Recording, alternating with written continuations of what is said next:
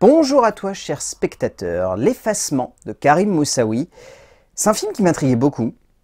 Et lorsque j'ai découvert l'affiche, j'avais très envie de voir ce que ça pouvait donner. En fait, c'est typiquement le genre de long métrage où on sent que rien que par l'affiche et la proposition qui a l'air d'être évoquée au travers du pitch, on peut avoir quelque chose de très intense, de très prenant et de vraiment noir comme il faut pour réussir à nous embarquer dans une ambiance qui peut vraiment être très efficace. Le résumé pour faire simple, Reda est un jeune homme qui semble enfermé, la faute à un père qui porte sur ses épaules le poids de toute une époque politique et économique. Alors que son frère vient de l'abandonner, il débarque dans l'entreprise de son père et cherche à se faire une place. Alors, j'ai trouvé ça bien, de manière globale. Je trouve que Moussaoui a vraiment réussi à nous embarquer dans un film où il y a une radicalité de gestes et une certaine intensité qui se ressent quasiment du début à la fin. Ça, c'est indéniable. Je trouve que à de très nombreuses reprises, il parvient à explorer des thématiques qui, je trouve, sont particulièrement radicales et surtout contrastent bien par rapport au contexte dans lequel il place ses personnages. Donc là-dessus, rien à dire. Après, j'ai quelques réserves parce que j'ai la sensation que le film se veut un peu trop opaque par rapport à ce qu'il véhicule, que ce soit en termes d'émotion ou que ce soit aussi en termes d'interprétation. C'est un film qui est aussi énigmatique dans le bon sens que dans le mauvais sens du terme, dans le sens où il y a des scènes où on a du mal à percevoir ce que le réalisateur a vraiment envie de traduire à l'écran.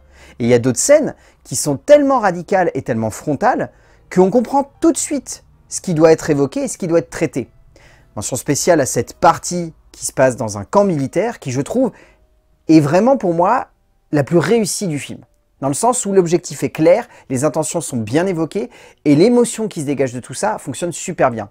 Et après, il y a d'autres moments où je trouve que le film est un peu trouble, où on voit ce qui veut être évoqué, et en même temps il y a cette espèce de mélange de classicisme dans la composition de base des personnages, avec notamment ce père et ce fils qui, pour moi, sont aussi bien un vecteur de positif que de négatif dans la construction du récit, que ce côté un peu perdition dans la dernière partie du métrage où on se demande réellement quel est l'objectif et qu'est-ce qui doit être véhiculé. Il n'est jamais simple pour un auteur de développer une narration et une forme dramatique qui soit à la hauteur de la métaphore qu'il va choisir de mettre en place par l'évolution soit d'une narration, soit d'un héros, soit d'un contexte qui donne une certaine perspective à tout ce qui se déroule devant nous.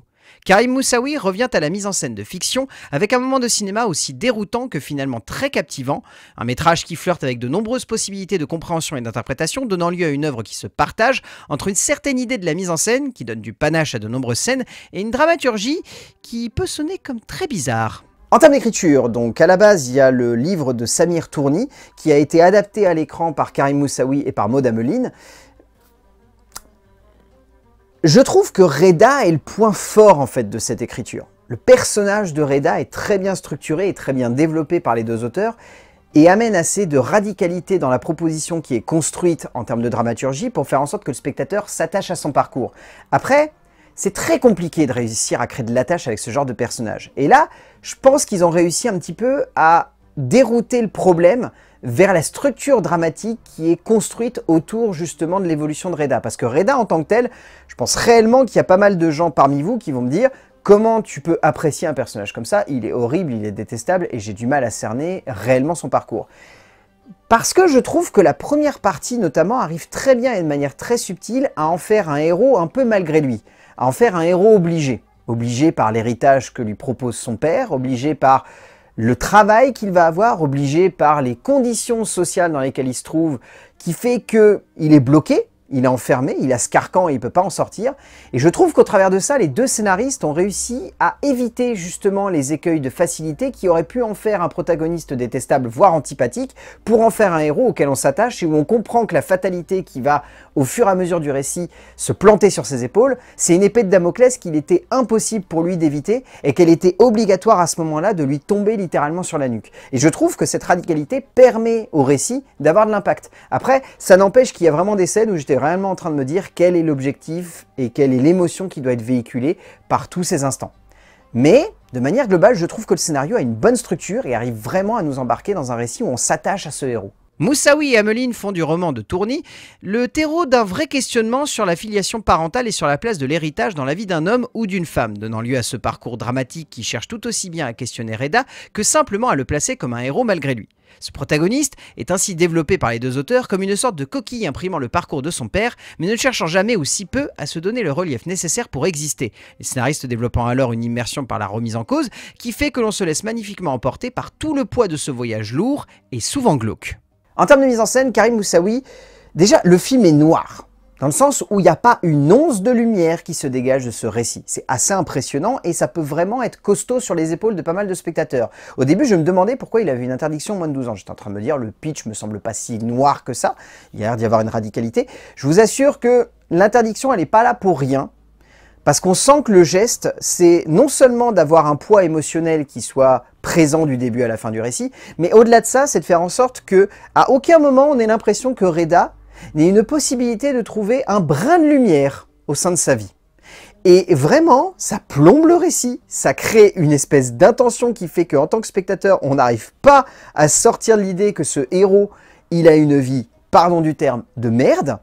Et émotionnellement, du coup, ça crée un poids et une espèce de boule au creux de la gorge qui nous prend réellement aux tripes et qui ne nous lâche pas du début à la fin du récit. Et pour le coup, moi, ça m'a vraiment impacté parce que j'étais en train de me dire, la vache, c'est noir et au moins, on ne pourra pas enlever que le réalisateur, il a allé jusqu'au bout de sa démarche et que son objectif, c'est de nous faire souffrir tout autant que ce héros. Donc là-dessus, c'est indéniable, ça fonctionne, mais il y a par moments, c'est peut-être un petit peu caricatural. Je vais être sincère, j'ai beau aimer les films qui sont noirs dans leur ambiance, il y a des moments où j'étais en train de me dire, peut-être pas besoin de surappuyer autant, que Reda a une vie aussi glauque, et surtout que cette noirceur, il pourra jamais s'en détacher. Mais ça reste une intention qui est louable et qui, je trouve, est bien amenée par le réalisateur. Moussaoui joue énormément sur l'ambiance globale de son métrage. C'est comment faire en sorte d'appuyer sur certaines scènes clés pour donner lieu à des moments noirs et violents, mais aussi qui mettent parfaitement en relief l'évolution de ce héros qui, comme évoqué avant, porte à lui seul une grosse base de la réalisation. Le cinéaste algérien donne alors une forme très politique à son récit par la place de Reda, mais cherche aussi à simplement jouer la carte de l'humain, de l'émotion, de la sensibilité du regard qu'il porte sur ce protagoniste pour donner de la lumière à tout ce qui se déroule devant nous et ainsi faire en sorte que les bascules du genre sonnent comme encore plus dur à supporter. En termes de casting, de manière globale, je trouve que celui-ci fonctionne réellement bien. Que ce soit Jalila Kadi Anlif, que ce soit Nassima Benchichou, que ce soit Idir Chender, que ce soit Hamid Amirouche, je les trouve vraiment excellents tous. Un petit peu en second plan, mais quand même, il marque plutôt bien le spectateur. Zaramir Ebrahimi, qui débarque vraiment en deuxième moitié de métrage, reste tout de même très attachant et je trouve l'évolution de son personnage très juste. Vraiment, elle a une belle manière d'amener cette héroïne dans la deuxième partie du métrage et je trouve que c'est très impactant et ça amène encore plus d'empathie par rapport à ce qui arrive au héros. Mais je retiendrai forcément l'héros de ce long métrage qui est brillamment interprété par un jeune acteur que je trouve très talentueux, qui a beaucoup de charisme à l'écran et qui dégage une prestance à l'image qui, moi, m'a beaucoup impressionné. Sami Léchéa est tout simplement hypnotique du début à la fin du métrage, le jeune acteur offrant une performance tout simplement fascinante qui donne du poids et de l'ampleur à toute la portée dramatique de son parcours. Au bout du compte, L'Effacement est un film complexe. Et je pourrais comprendre que vous soyez déstabilisé devant une telle proposition de cinéma. Pour autant, moi j'y trouve beaucoup de positifs. Je trouve que c'est un film qui pose une ambiance, qui pose un ton, qui le tient jusqu'à la fin de son récit, qui arrive plutôt bien à jouer avec son héros malgré le fait que clairement sur le papier, c'est pas le genre de protagoniste pour lequel on peut avoir beaucoup d'attaches et pour autant il s'en crée et ça marche. Ça reste un film qui a un geste, qui a des thématiques qui par moments semblent un petit peu floues, mais qui restent tout de même intéressantes. Donc de manière globale, L'Effacement de Karim Moussaoui, si vous avez l'occasion de le voir en salle, pourquoi pas? Je pense que réellement le film peut ne pas vous laisser indemne, et risque aussi de pas mal vous marquer. A plus.